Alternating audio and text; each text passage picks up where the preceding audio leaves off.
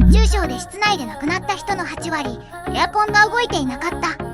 室内の熱中症8割はエアコン未使用。東京23区の区内死亡1295例中、エアコンオフ 44.9%、未設置 29.4%、故障 10.0%、屋内の熱中症死1295例のうちエアコン非稼働が 84.3%、東京都監察医務院、東京大学、合わせて8割超、エアコンがない、壊れたまま、命に直撃している。エアコンはつけっぱなし派、こまめに消